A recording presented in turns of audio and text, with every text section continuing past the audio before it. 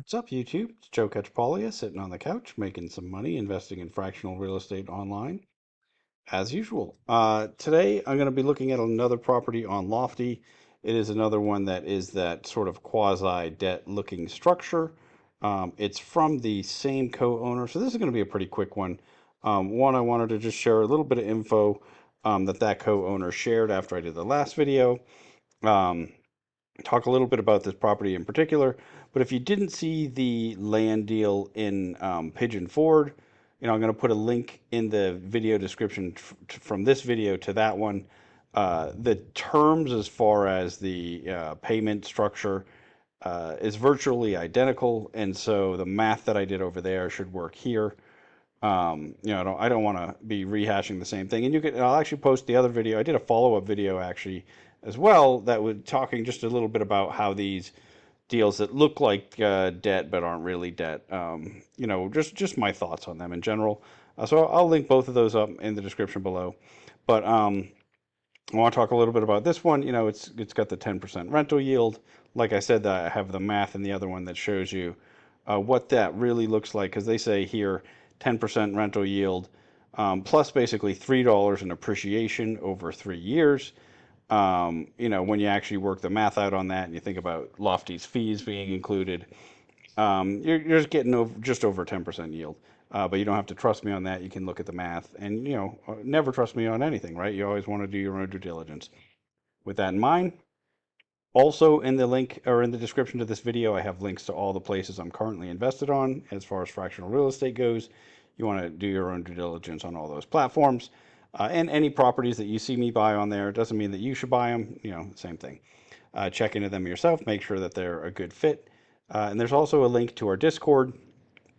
Feel free to join that, have a discussion every day. There's several investors that are investing in across several platforms on fractional real estate. I have recently been told that there's some bots or some imposter accounts that are trying to DM people claiming to be me, claiming to be a couple other people in that Discord. If that happens, let me know, but please report them as well. I'm definitely never going to message you and talk to you about stock investing.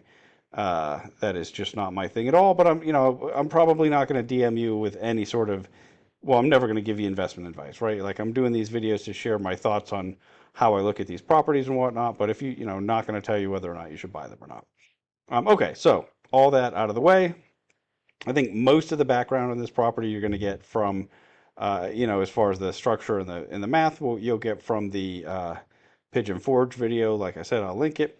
I did, if you look, these properties are only 16-minute drive from each other, right? And neither of them show up exactly right on the map, I don't think, because they're lots without addresses. They're just like lot numbers. But this is roughly the distance between them. Like I said, owned by the same guy. One piece of information that I think is new to me is that he has three larger townhome development projects underway. I had known about the one, but and across the three of them, it looks like it's a total of maybe it's over 40 units total. And he said he has a construction loan, that he's already, has in place for those. That's going to be like over $13 million. And so he's just trying to raise some additional cash to make sure that he has plenty of cash to finish up those projects.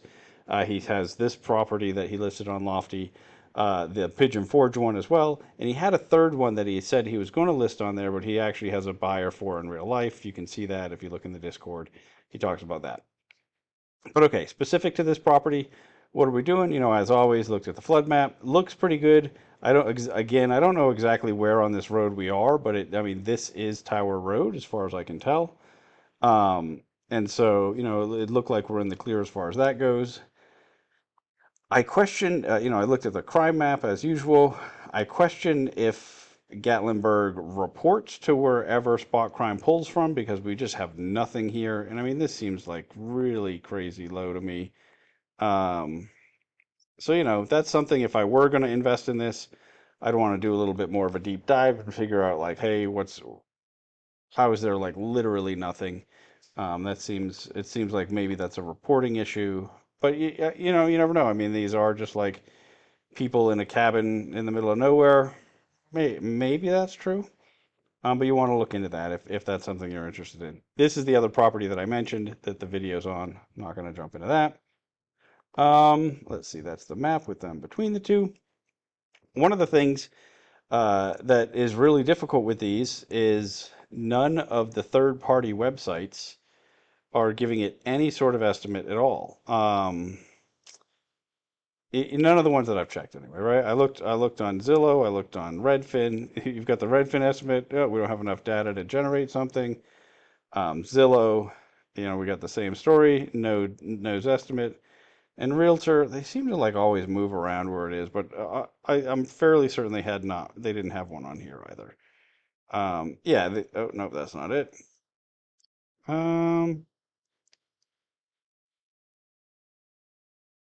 this is interesting. It was listed, in the past at 250,000. What are we asking for it here? What's our all-in price?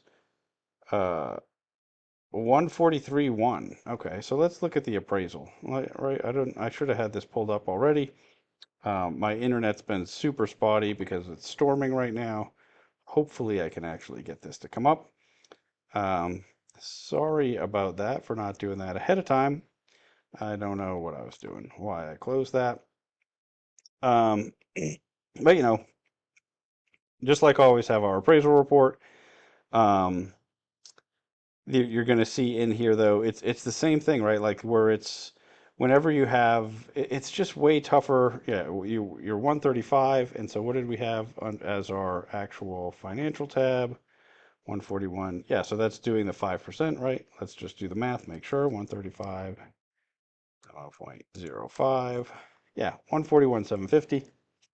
Um, it almost doesn't matter with this structure, right? Like this deal is completely just dependent on whether or not that co-owner can pay us. We're going to be under collateralized if you wanted to think of this as a loan, no matter what you do.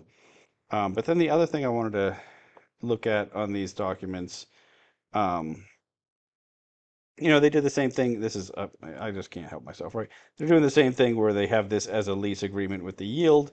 Again, if you watch the other video, I dig into not the Pigeon Forge one, but the other one that I'll link up as well. I talk about the things that I'd like to see in this lease that we don't have, why this doesn't really feel like we're getting the protections that we want if we're trying to treat this like debt. And then the only other thing, they gave us a site map so we can see, okay, a little bit more about it. But that's really it, right? This is going to be a really quick video because, like I said, I mean this deal is almost exactly the same as the Pigeon Forge deal. You just the difference is, you just have to, as far as like the site specific stuff. I couldn't see anything on the crime map. The flood map looked decent. Um, I could not find any good comps as far as to create the land value. So really just stuck trusting the appraiser on this one. But for me, the model itself is where the problem is. And so, like I said, if you haven't watched it, check out the Pigeon Forge one first, and then the other one where I go the other one about the ways to improve the structure. I don't know if I even said it when I got into this. I said it's just like the Pigeon Forge deal, but this is one where we have a lease payment with a set yield and then a buyback. And so that's why I call it like a quasi debt structure, because the schedule of payments at least looks very much like a loan with a balloon payment. Although, like I said, I go into in those other two videos why it's very much not. You're not getting the same kind of protections. Um, but it is, there are definitely people on the platform that like them. I think they still sell out. I worry that it's because there's a little bit of misunderstanding about how protected you really are. But I think also too some of it might be just that there's people that maybe for religious reasons can't have invest in debt or be involved with the debt, and then maybe this is as close as you get. I don't know.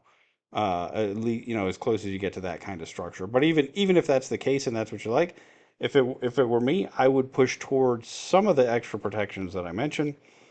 Um, Really shoring up like what happens in cases of not having if the lease payment's late and those sorts of things.